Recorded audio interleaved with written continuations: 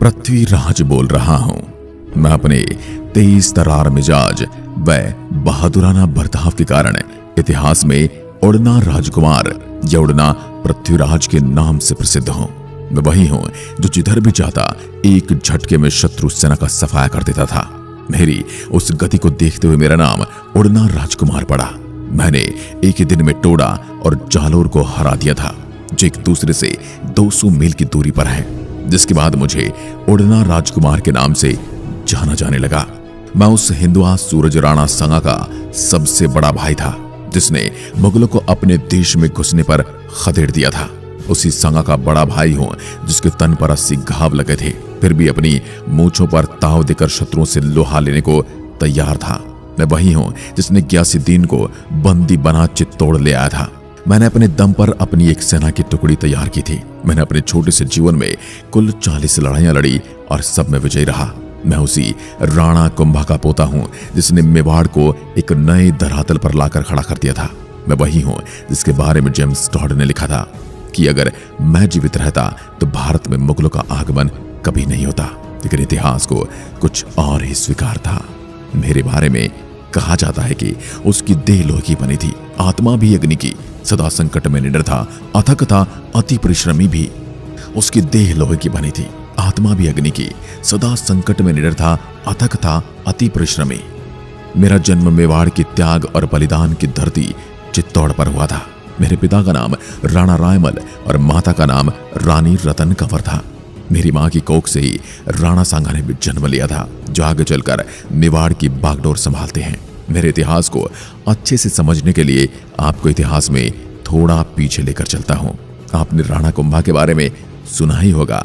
उनकी हत्या उनके ही बेटे ओदा द्वारा कर दी गई थी और वह खुद को मेवाड़ का अगला राजा घोषित कर देता है। लेकिन उसके बाद सामंतों और प्रजा के बीच में विद्रोह छिड़ गया था। जब एक दिन ओदा शिकार पर गए हुए थे, तब सामंतों ने मेरे पिता रायमल को किले में प्रवेश दे दिया और उनको मेवाड़ का राजा घोषित कर दिया। और इधर ओदा की भी बिजली गिरने से मृत्यु हो गई और मेरे पिता ही अगले राजा बने। उसके बाद मेरे पिता के कई बेटे और 2 बेटियां थी, जिनमें सबसे बड़ा मैं था और मेरे अलावा मेरे भाई जयमल और राणा सांगा थे। इधर ओदा के मरने के बाद उनके बेटे शेषमल और सूरजमल लगातार गियासुद्दीन के संपर्क में थे और वो चाहते थे कि उनके पिता का राज वापस उनके हाथ में आ जाए। उनके साथ कई सामंत भी जुड़े हुए थे। तब गियासुद्दीन अपनी सेना के साथ मेवाड़ की तरफ निकल पड़ा। गियासुद्दीन लालची प्रवृत्ति का और एक बहुत ही चालाक किस्म का इंसान था। वह चाहता था कि राजपूतों की आपस में लड़ाई हो और वह उसका फायदा उठा ले। और गियासुद्दीन के पिता को भी कई बार पकड़ा और हराया गया था। मेरे दादा कुंभा द्वारा तो उसको इस बात का भी बदला लेना था कि ऐसे कई सारे कारण थे जिस वजह से वह मेवाड़ पर आक्रमण करने के लिए तैयार हो रहा था। गियासुद्दीन की सेना ने चित्तौड़ किले को चारों तरफ से घेर लिया और बारी बारी से हमला शुरू कर दिया।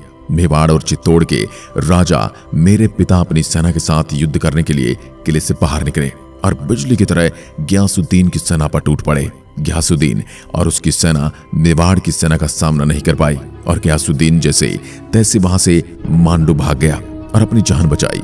इस विजय के प्रमाण की बात की जाए तो श्री एकलिंग जी के दक्षिण द्वार की प्रशस्ति के श्लोक संख्या 68 से 71 में मिलता है। इस जीत से प्रफुल्लित होकर मेरे पिता निश्चिंत होकर मेवाड़ राज्य पर राज कर रहे थे। इस विजय के पश्चात उनके जो छोटे छोटे दुश्मन थे वह भी डर गए थे।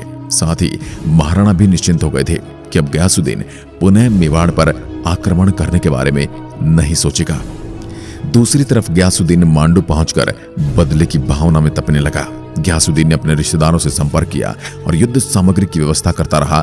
साथ ही पहले से मजबूत और शक्तिशाली सेना तैयार की। सभी तैयारियां पूरी होने के पश्चात गियासुद्दीन मांडू से निकलकर पुनः मेवाड़ की तरफ आक्रमण करने के लिए निकल गया। मेवाड़ के पूर्वी क्षेत्र में गियासुद्दीन की सेना ने जफर खान मलिक के नेतृत्व में लूटपाट करनी आरंभ की। यह उस समय की बात है जब हाड़ा चाचक देव जी को उस समय बेगू के जागीरदार हुआ करते थे। महाराणा रायमल के समक्ष उपस्थित होकर बताया कि गियासुद्दीन की सेना जफर खान मलिक के नेतृत्व में भैंस रोड, श्योपुर, कोटा आदि क्षेत्रों पर कब्जा जमाए बैठ गई है। यह सुनकर मेरे पिता तुरंत युद्ध करने के लिए तैयार हो गए और अपनी सेना को युद्ध के लिए तैयार किया। गियासुद्दीन और हमारे बीच हुए इस युद्ध का विवरण आपको महाराणा रायमल का रासा नामक ग्रंथ में मिलता है, जो कि इसका जीता जागता सबूत है। उस समय मेवाड़ का सहयोग करने वाले और मेवाड़ के सरदारों ने अपने घोड़े मेरे पिता को प्रदान किए ताकि युद्ध में गयासुद्दीन का सामना किया जा सके। महाराणा रायमल स्वयं रूपमल नामक घोड़े पर सवार होकर आसिर, चंदेर, नरवर, बूंदी, आमिर, रायसेन, चाकसू, लालसोट, सांभर, अजमेर, टोडा, मारोट आदि के राजाओं के साथ मांडलगढ़ की तरफ चल पड़े। मलिक जफर खान और पिता की सेना के बीच यहां पर बहुत ही भयंकर युद्ध हुआ, लेकिन वीर मेवाड़ी सेना के सामने जफर खान टिक न सका और हजारों सैनिकों के मारे जाने के पश्चात वह भाग खड़ा हुआ। मैंने गयासुद्दीन की फौज को मांडू तक खदेड़ दिया और मांडू के पास खैराबाद नाम के इलाकों को लूटकर तबाह किया।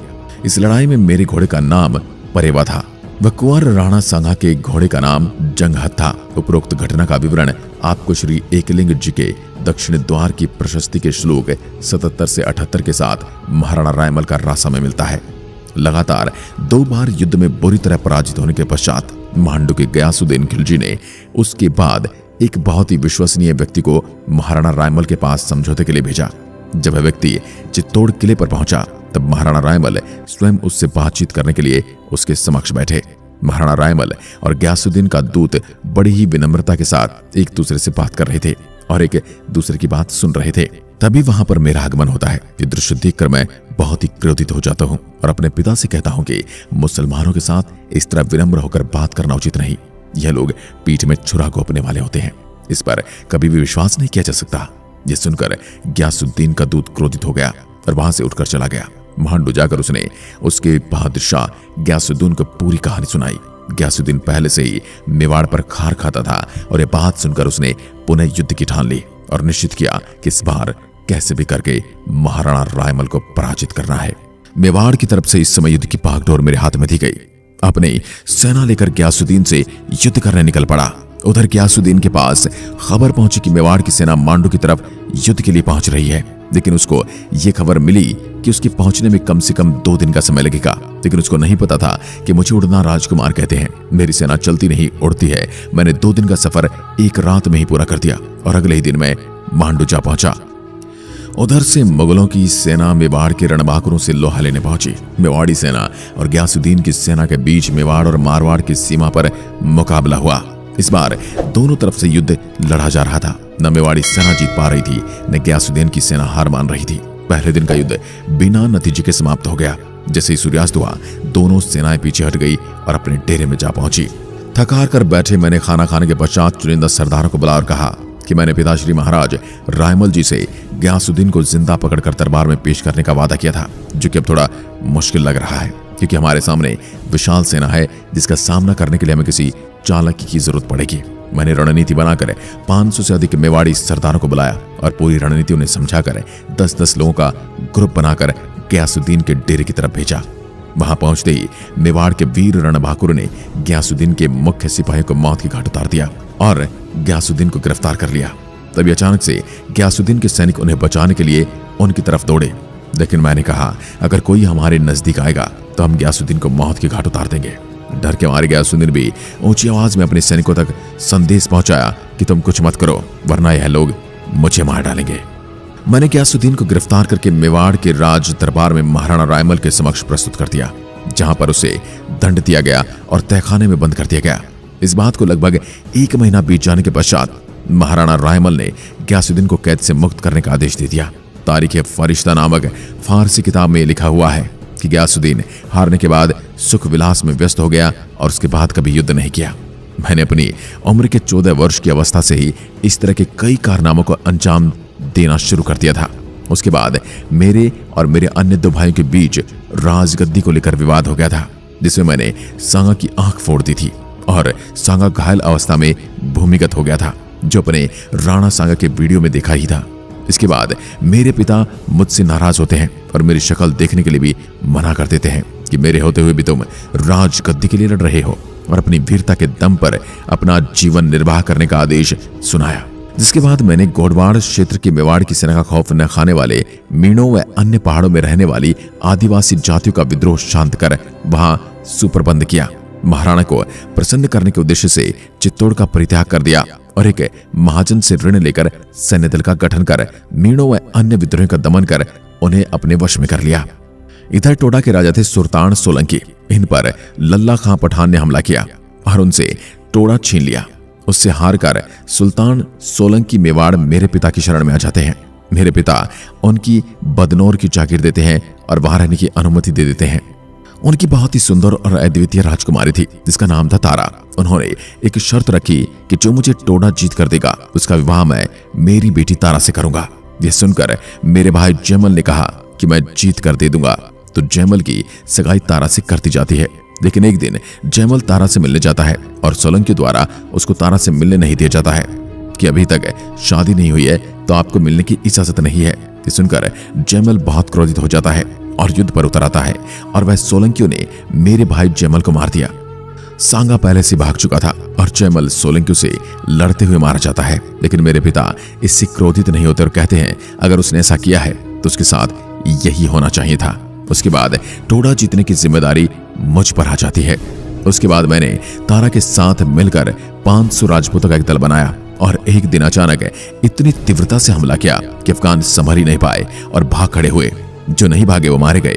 इस तरह मैंने अपनी पत्नी तारा के प्रण को पूरा करने में सहायक बना और टोडा को लल्लू खां पठान से वापस छीन लिया। अफगानों पर इस हमले की सूचना मिलते ही अजमेर के नवाब मल्लू खां ने बदला लेने की ठानी। लेकिन वह हमले के लिए आगे बढ़ता उससे पहले मैंने उसकी सेना पर प्रातःकाल ही आक्रमण कर दिया और भारी रक्तपात के बाद अजमेर के प्रसिद्ध किले तारागढ़ पर कब्जा कर लिया। और उसका नाम पहले अजमेरुगढ़ था जिसको बदलकर मैंने मेरी पत्नी तारा के नाम पर तारागढ़ रख दिया। मेरी ख्याति में लेखकों ने लिखा है उनके इन कर्मों से उसकी कीर्ति राजस्थान भर में फैल गई और उसकी कीर्ति को लगन से उत्तेजित हो 1000 राजपूत उसके नक्कारों के चारों ओर एकत्रित हो गए। उनकी तलवारें आकाश में चमकती थी और उनके भय से पृथ्वी कांपती थी, परंतु वे असहाय के सहायक थे। उसके बाद मेरी बुआ रमाबाई का विवाह गिरनार के राजा मांडलिक से हो रखा था। मुझे सूचना मिली कि उनका पति उनके साथ दुर्व्यवहार करता है तो मेरे कुछ चुनिंदा शूरवीरों को लेकर तीव्र गति से गिरनार पहुंच गया, जहां राजा मांडलिक ने मेरे से क्षमा मांगी और मैंने उसको दंड दिया। इसके स्वरूप मैंने उनके कान का थोड़ा हिस्सा काटकर अपने साथ रमाबाई को लेकर मेवाड़ आ गया। मेरी बुआ रमाबाई को उनके भाई महाराणा रायमल ने जावर का परगना दिया। रमाबाई ने अपना शेष जीवन मेवाड़ में ही बिताया। रमाबाई ने राम स्वामी का मंदिर, रामकुंड, कुंभलगढ़ में विष्णु मंदिर आदि बनवाए।